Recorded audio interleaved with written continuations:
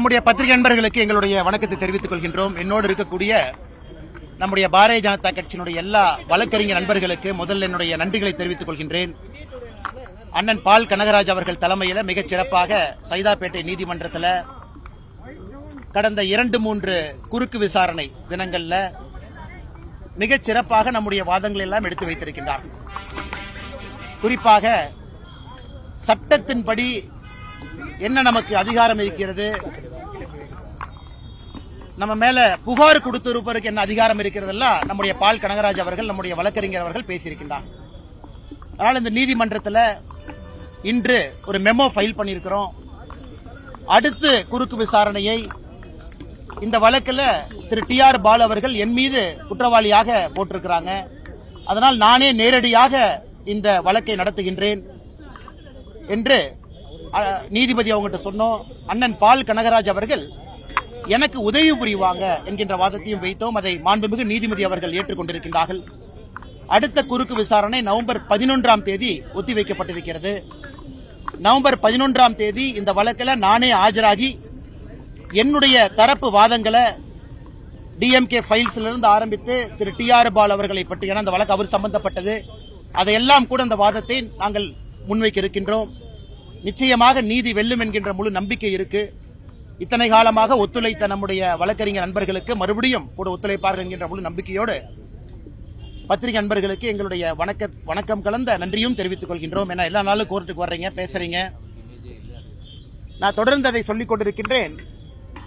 அண்ணன் TR பாலு அவர்கள் சம்பந்தப்பட்ட அவர் அரசியல் வந்த காலத்திலிருந்து எல்லா விஷயத்தையும் கூட மாண்புமிகு நீதிபதி முன்பு, நீதிமன்றத்தின் முன்பு நவம்பர் 11ஆம் தேதி வைக்க இருக்கின்றோம். அது எத்தனை ஹியரிங் போனாலும் அது போகட்டும். அரசியல் வந்ததிலிருந்து, சம்பாதித்ததிலிருந்து, குழந்தைகளை படிக்க வைத்ததிலிருந்து, குழந்தைகள் ஒரு நிறுவனம் ஆரம்பிச்சிருக்காங்கன்னா பணம் எங்க வந்துச்சு, இதெல்லாம் கூட அவருடைய கடந்த 40 ஆண்டு காலம் அரசியல் வரலாறு 1982 முழுமையாக கோர்ட் மூலமாக தமிழக மக்கள் முன்பு வைக்க இருக்கின்றோம். ஏன்னா நம்முடைய நோக்கமே 2023 ஏப்ரல் 14ஆம் தேதி இந்த DMK ஃபைல்ஸ் வெளியிட்டதன் நோக்கமே எப்படி தமிழகத்தில் ஊழல் பெருச்சாளிகள் தொடர்ந்து நம்மை உறிஞ்சி பிழைத்து அண்டிக் கொண்டிருக்கின்றார்கள் என்பதை மக்கள் மன்றத்தில் வைக்கணும். அதனால்தான் நான் இதுவரை யார் மீதும் கூட மான நஷ்ட வழக்கு தொடுக்கல. ஆனா இந்த வழக்கு யாராவது திமுகவிலிருந்து தொடுக்க வேண்டும் என்று காத்திருந்தேன். அதன் மூலமாக பல விஷயங்களை நீதிமன்றம் மூலமாக மக்கள் மன்றத்தில் வைக்க வேண்டும் என்று காத்துக் கொண்டிருந்தோம். அதனால் நிச்சயமாக அதை நாங்கள் தொடர்ந்து செய்வோம். அதில் எந்த மாற்று கருத்தும் இல்லை. இதை தாண்டி நம்முடைய பத்திரிகை நண்பர்களுக்கு கேள்வி இருக்கும், கேள்வி கேளுங்கன்னா பதில் சொல்றோம். ஆனா நம்முடைய பத்திரிகை நண்பர்களுக்கு தெரியும், முதலாக இது CBIக்கு செல்ல வேண்டும் என்ற கோரிக்கையை வைத்ததே நம்முடைய தமிழக பாரதிய ஜனதா கட்சி. கரூர்ல நாம் தான் வைத்தோம். காரணம், இது ஒரு அரசியல் கட்சியோ, எதிர்கட்சியாக இருக்கக்கூடிய அரசியல் கட்சியோ, ஆளுங்கட்சி திமுகவோ அல்லது தேர்தல் பரப்புரைக்கு வந்த தமிழக வெற்றி கழகத்திற்கோ சம்பந்தப்பட்ட வழக்குன்னு மூடி மறைக்க கூடாது. இது 41 உயிர்கள் சம்பந்தப்பட்ட வழக்கு. அதனாலதான் நாங்கள் நேரடியாக முன்னாள் நீதிபதி அவர்கள் தலைமையில் பண்ணியிருக்கக்கூடிய ஒரு நபர் ஆணையத்தின் மீது நம்பிக்கை இல்லை. அதே நேரத்தில் CBI முழுமையாக ஒரு ஃபோரன்சிக் இன்வெஸ்டிகேஷன், முழுமையா என்ன நடந்துச்சு, யார் வந்தாங்க போனாங்க, ஆர்கனைசர் மீது தவறு இருக்கா, லோக்கல் அட்மினிஸ்ட்ரேஷன் மீது தவறு இருக்கா, கூட்டத்தில் யாராவது மர்ம நபர்கள் கலந்திருக்கின்றார்கள், இதெல்லாம் முழுமையாக ஒரு ட்ரெயின்டு ஏஜென்சி மட்டும்தான், இதற்காகவே ட்ரெயின்டு ஏஜென்சி. இது போன்ற பல வழக்குகளை பார்த்திருக்கக்கூடிய CBI வர வேண்டும் என்கின்ற கோரிக்கையை வைத்தோம். எங்களுக்கு உள்ளபடியே மகிழ்ச்சி. பாரதிய ஜனதா கட்சியினுடைய 2 தொண்டர்களும் கூட தனிப்பட்ட வகையில் உச்சநீதிமன்றத்திற்கு போயிருந்தாங்க. அக்கா உமா ஆனந்தன் அவர்கள் தனிப்பட்ட முறையில் உச்சநீதிமன்றத்துக்கு போயிருந்தாங்க. வழக்கறிஞர் அவர்களும் தனிப்பட்ட முறையில் GS மணி அவர்கள் உச்சநீதிமன்றத்திற்கு போயிருந்தாங்க. அதனால் எல்லா பேட்ச் ஆஃப் பெட்டிஷன்ஸையும் ஒன்றாக எடுத்து இன்று மாண்புமிகு உச்சநீதிமன்றம் இது CBI வழக்குக்கு மாற்றப்பட வேண்டும் என்கின்ற வாதத்தை ஏற்றுக்கொண்டு தீர்ப்பு சொல்லியிருக்கின்றார்கள். அதே நேரத்தில் இந்த CBI வழக்கையும் கூட மானிட்டர் செய்வதற்கு ஒரு ரிட்டையர்ட் சுப்ரீம் கோர்ட் ஜட்ஜ் இருப்பார்கள் என்கின்ற கருத்தையும், அவர்களோடு தமிழகத்தை சார்ந்த 2 IPS அதிகாரிகள், ஆனால் தமிழகத்தில் பிறந்திருக்க கூடாது, மற்ற மாநிலத்தில் பிறந்து தமிழகத்தில் IPS அதிகாரியாக நம்ம கேடரில் பணி செய்யக்கூடிய 2 IPS அதிகாரிகளும் உடனிருக்க வேண்டும் என்கின்ற வாதத்தை வைத்திருக்கின்றார்கள். அதையும் வரவேற்கின்றோம். ஆனால் நிச்சயமாக இதில் யார் உள்ளிருந்திருக்கிறாங்க, யார் தவறு செய்திருக்கின்றாங்க, சம்பந்தப்பட்ட அதிகாரியாக இருந்தால் நடவடிக்கை எடுக்கணும். சம்பந்தப்பட்ட அரசியல் கட்சி யார் சார்ந்தவர்களாக இருந்தாலும் நடவடிக்கை எடுக்கணும். அதில் ஆளும் கட்சி எதிர்க்கட்சி என்பது முக்கியம் இல்லை. அதனால் நிச்சயமாக நீதி வெல்லும் என்கிற நம்பி இருக்கு. அதே நேரத்தில் எப்படி நம்முடைய சென்னை உயர்நீதிமன்றம் நீதியரசர் அவர்கள் நிறைய விஷயத்தை அவங்களாகவே எடுக்கிறாங்களோ அதுபோல கரூரில் பாதிக்கப்பட்ட 41 குடும்பம், அதுல அவங்களுக்கு தெரியாம 2 நபர்கள்ட்ட பொய் சொல்லி கையெழுத்தை வாங்கி அவர்களையும் இந்த வழக்கில் பெட்டிஷனரா சேர்த்திருக்கிறாங்க. இன்னைக்கு அந்த சம்பந்தப்பட்ட 2 நபர்களும் கூட எங்களுடைய கையெழுத்தை பொய் சொல்லி வாங்கியிருக்கின்றார்கள் என்கின்ற வாதத்தை உச்சநீதிமன்றத்தினுடைய நீதியரசர் முன் வைத்திருக்கின்றார்கள். அதனால் சென்னை உயர்நீதிமன்றம் தாமாக முன்வந்து அந்த 2 நபர்கள்ட்ட யார் பொய் சொல்லி அவங்க கையெழுத்தை வாங்கினது, யார் அவர்களை தவறாக வழிநடத்தியது, ஏன்னா இதெல்லாம் ரொம்ப தப்பு. நீதிமன்றத்திற்கு எதிராக தவறான ஒரு முன்னுதாரணத்தை கையாண்டிருக்கின்றார்கள். அதையும் கூட சென்னை உயர்நீதிமன்றத்தினுடைய நீதியரசர்கள் தாமாக முன்வந்து விசாரிக்க வேண்டும், அதிலே சம்பந்தப்பட்டவர்கள் மீது நடவடிக்கை எடுக்க வேண்டும் என்கின்ற கோரிக்கையும் நம்முடைய மாண்புமிகு நீதியரசர்கள் முன்பு நாங்கள் வைக்கின்றோம்.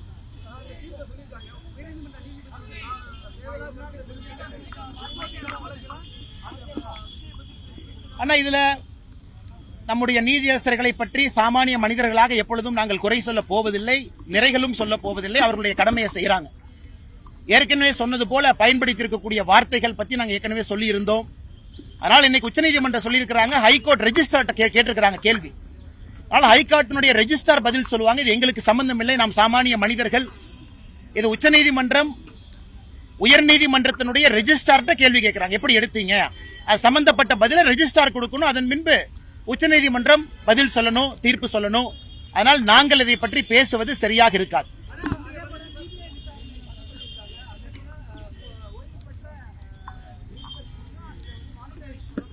அதைத்தாங்க நான் சொன்னேன், அதையும் வரவேற்கின்றோம். ஏன்னா இன்னைக்கு எல்லா தரப்பு கட்சிகளும் வைத்திருக்கக்கூடிய வாதங்களும் இந்த தீர்ப்பில் வந்திருக்கு. தமிழக வெற்றி கழகத்தினுடைய வாதம், ஒரு சிட்டிங் சுப்ரீம் கோர்ட் ஜட்ஜ் அவங்க வரணும், தமிழக வெற்றி கழகத்தினுடைய வாதம். தமிழகத்திற்கு வந்த தேசிய ஜனநாயக கூட்டணியுடைய 8 எம்பிக்கள் அவர்களுடைய வாதம், சிட்டிங் சுப்ரீம் கோர்ட் ஜட்ஜ் இதை மானிட்டர் பண்ணணும். தமிழக பாரதிய ஜனதா கட்சியினுடைய வாதம், சென்ட்ரல் பியூரோ ஆஃப் இன்வெஸ்டிகேஷன் இந்த வழக்கு எடுத்து நடத்தணும். ஆனால் இன்று வந்திருக்கக்கூடிய தீர்ப்பு என்பது யாரெல்லாம் பெட்டிஷன் ஃபைல் பண்ணியிருக்கிறாங்களோ எல்லோரையும் சமாதானப்படுத்தும் விதமாக, அதே நேரத்தில் பேலன்ஸ் ஆஃப் ஜஸ்டிஸ், அந்த நீதி தராசு தட்டு சமமாக இருப்பதற்காக உச்சநீதிமன்றம் முயற்சி எடுத்திருக்கிறாங்க. சிபிஐ விசாரணை செய்யும், அதற்கு மேல ஒரு மாண்புமிகு உச்சநீதிமன்ற நீதியரசர், முன்னாள் நீதியரசர் இருப்பாங்க. அவர்களோடு தமிழகத்தில் பிறக்காத ஆனா தமிழகத்தில் பணி செய்யக்கூடிய டிஎன் கேடர் 2 ஐபிஎஸ் அதிகாரிகள் இருப்பார்கள் என்கின்ற பல விஷயத்தை சொல்லியிருக்கிறாங்க. இது அனைத்தும் கூட பாராட்டுக்குரியது, வரவேற்புக்குரியது. அதனால் நிச்சயமாக சம்பந்தப்பட்ட நபர்கள் தண்டிக்கப்பட வேண்டும், நீதி வெல்ல வேண்டும். ஆனா இப்ப சீமானன் அவர்கள் சிபிஐ விசாரிப்பது மாநில தன்னாட்சிக்கு எதிராக இருக்கணும். இப்ப சீமானன் ஏன் பதட்டப்படுறாருன்னு தெரியல. நம்முடைய மாண்புமிகு தமிழகத்தினுடைய முதலமைச்சர் ஐயா ஸ்டாலின் அவர்கள் எத்தனை முறை சிபிஐ வழக்கு கேட்டிருக்காரு, நான் பட்டியல் போடுற கேளுங்கண்ணா. குட்கா வழக்கு சிபிஐ கேட்டார், அப்ப எதிர்க்கட்சி தலைவராக இருந்த ஐயா ஸ்டாலின் அவர்கள். தூத்துக்குடி துப்பாக்கி சூட்டு சிபிஐ வழக்கு கேட்டாங்க, அன்னைக்கு எதிர்க்கட்சி தலைவராக இருந்த ஸ்டாலின் ஐயா. மௌலிவாக்கத்துல ஒரு பில்டிங் இடிஞ்சு கீழே விழுந்த பொழுது அப்போதும் சிபிஐ விசாரணை வேண்டும் என்று எதிர்க்கட்சி தலைவராக இருந்த ஐயா ஸ்டாலின் அவங்க கேட்டாங்க. ஹைவே டெண்டர்ல ஒரு ஊழல் நடந்திருப்பதாக எதிர்க்கட்சி தலைவராக இருந்த ஐயா ஸ்டாலின் அவர்கள் சிபிஐ விசாரணை கேட்டாங்க. இதெல்லாம் எதிர்க்கட்சி தலைவராக இருந்த பொழுது சிபிஐ விசாரணை வேண்டும் வேண்டும் வேண்டும் என்று தமிழகத்தில் ஐயா ஸ்டாலின் அவர்கள் கூறியது. அப்ப அண்ணன் சீமான் அவர்கள் ஏன் கருத்து சொல்லல? அப்ப தன்னாட்சிக்கு எதிராக இல்லையா? அதனால் நான் சீமான் அவர்களை எப்பொழுதுமே நான் சொல்லியிருக்கின்றேன், அரசியல் தலைவராக மதிக்கின்றேன். இந்த விஷயத்தை பொறுத்தவரை தமிழகத்தில் எஸ்ஐடி ஒரு பக்கம், முன்னாள் நீதியரசர் தலைமையில் ஒரு நபர் ஆணையம் ஒரு பக்கம் இருக்கும் பொழுது மக்கள் நிறைய கேள்விகள் கேட்கிறாங்க. ஏன்னா சம்பந்தப்பட்ட டிவிக்கே கேள்விகள் கேட்கிறாங்க. பாரதிய ஜனதா கட்சியினுடைய 2 நபர்கள் தனிப்பட்ட முறையில் உச்சநீதிமன்றத்துக்கு அவங்களும் போயிருக்கிறாங்க. தமிழ்நாடு அரசும் தன்னுடைய வாதத்தை வைத்திருக்கின்றார்கள். எல்லாவற்றையும் சேர்த்து இன்னைக்கு CBI monitored by a retired Supreme Court judge assisted by 2 IPS officers not born in Tamil Nadu but belonging to Tamil Nadu cadre. இதை விட சிறப்பாக உச்சநீதிமன்றம் எப்படி சொல்லி இருக்க முடியும்? அதனால் நிச்சயமாக சம்பந்தப்பட்ட நபர்கள் வரணும். எதிர்க்கட்சியாக இருக்கும் பொழுது திமுக சிபிஐ வேண்டும் என்று சொன்னவர்கள் ஆளும் கட்சியாக இருக்கும்போது ஏன் வேண்டாங்கிறாங்க? இதே 2023 ஆகஸ்ட் மாசத்துல தான், ஜூலை ஆகஸ்ட்ல தான் சிபிஐக்கு கொடுத்திருக்கக்கூடிய அதிகாரத்தை வித்ட்ரா பண்ணாங்க. ஏன் வித்ட்ரா பண்ணாங்க? இதற்கு முன்பு கலைஞர் கருணாநிதி அவர்கள் இருக்கும் பொழுது அதிகாரத்தை வித்ட்ரா பண்ணலையே. அப்பெல்லாம் ஜெனரல் கன்சென்ட் இருந்துச்சுல்ல. இவங்க 2023 தானே ஜெனரல் கன்சென்ட் வித்ட்ரா பண்ணாங்க. அதன் பிறகு இதே முதலமைச்சர் அவர்கள் அஜித்குமார் மர்டர் கேஸ் சிபிஐ கொடுக்கலையா? கொடுத்தாரு. ஏன்? யாரோ 2 போலீஸ்காரங்க தானே மாற்றாங்க, நமக்கு என்னன்னு கொடுத்தாரு. இதே முதலமைச்சர் அவர்கள் சிபிஐக்கு ஜெனரல் கன்சென்ட் வித்ட்ரா பண்ண பிறகு அஜித்குமாரனுடைய வழக்க சிபிஐ கொடுத்தாங்க. இப்ப இதுக்கு மாத்தி பேசுறாங்க. அப்ப அஜித்குமாருக்கு ஒரு நியாயம், கரூர்ல இருக்கக்கூடிய 41 குடும்பத்திற்கு ஒரு நியாயமா? எங்களை பொறுத்தவரை அஜித்குமார் சகோதரருக்கும் நியாயம் கிடைக்கணும், கரூர்ல பாதிக்கப்பட்ட 41 குடும்பத்துக்கும் நியாயம் கிடைக்கணும். அப்ப ஒருவருக்கு சிபிஐ, மற்றொருக்கு சிபிஐ இல்லைன்னா என்னங்க நியாயம்? அதனால் இதை அரசியல் செய்வது நாங்களா, தமிழகத்தினுடைய முதலமைச்சர் ஐயா ஸ்டாலின் அவர்களா? இதை பத்திரிகை மன்றம் மூலமாக மக்கள்கிட்ட வைக்கிறோம். மக்களுக்கு தெரியும் சிபிஐ வைத்து அரசியல் செய்வது திராவிட முன்னேற்ற கழகம், தமிழகத்தினுடைய முதலமைச்சர் ஐயா ஸ்டாலின் அவர்கள்.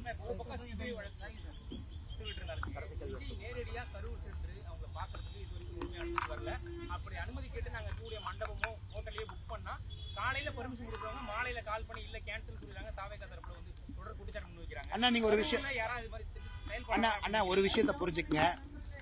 தமிழக கரூர்ல வருகின்ற இந்த மாதம் அக்டோபர் 17ஆம் தேதி தமிழக வெற்றி கழகம் சார்பாக அதனுடைய தலைவர் திரு விஜய் அவர்கள் கரூர் வருகின்றார்கள் என்று நிறைய திருமண மண்டபத்திற்கு அங்கே அனுமதி கடிதம் கொடுத்திருக்கிறார். நம்முடைய கட்சியை சார்ந்த திருமண மண்டபத்தும் கொடுத்திருக்கிறாங்க. அந்த நபர் போன் பண்ணி கேட்டார், அண்ணே கொடுக்கலாமா வேண்டாமா? நாங்க சொன்ன, அண்ணே இங்க பாருங்க, இது கட்சிக்கு எதுக்கும் சம்பந்தம் இல்லை. நீங்க தனியா திருமண மண்டபம் நடத்துறீங்க, அதான் வாடகைக்கு கொடுக்குறீங்க, யார் வந்து கேட்கிறாங்களோ கொடுங்க. அதான் பாரதிய ஜனதா கட்சியை பொறுத்தவரை நிலைப்பாடு. அதனால் விஜய் அவர்களை பொறுத்தவரை யாரை வேணாலும் தனிப்பட்ட முறையில் அந்த கட்சி திருமண மண்டபத்தை கேட்கலாம், அங்க போலாம், மக்களை சந்திக்கலாம். இதுல காவல்துறை எங்க இருக்குன்னு எனக்கு தெரியலங்கண்ணா. காவல்துறை எங்க வந்துச்சுன்னு எனக்கு புரியல. எதற்காக அவங்க அனுமதி கேட்கறாங்கன்னு எனக்கு தெரியல. விஜய் அவர்கள் போகும்போது காவல்துறை கூட்டம் கூடும் ஆன்டிசிபேட் பண்ணா செக்யூரிட்டி கொடுப்பது காவல்துறையினுடைய கடமை. விஜய் அவர்கள் போவது அவருடைய உரிமை. இதுல எனக்கு ரெண்டுமே புரியல. எதற்காக அனுமதி கேட்கறாங்கன்னு எனக்கு புரியல. காவல்துறை அவர்கள் எதற்காக இன்னைக்கு கொடுக்குறோம் நாளை கொடுக்குறாங்கன்னு சொல்றாங்கன்னு தெரியல. அதனால் நேரடியாக கரூர் சென்று பார்க்க வேண்டும் என்று நினைத்தால் பார்க்கட்டும். இதுல நாங்க எப்படி கருத்து சொல்றதுங்கண்ணா?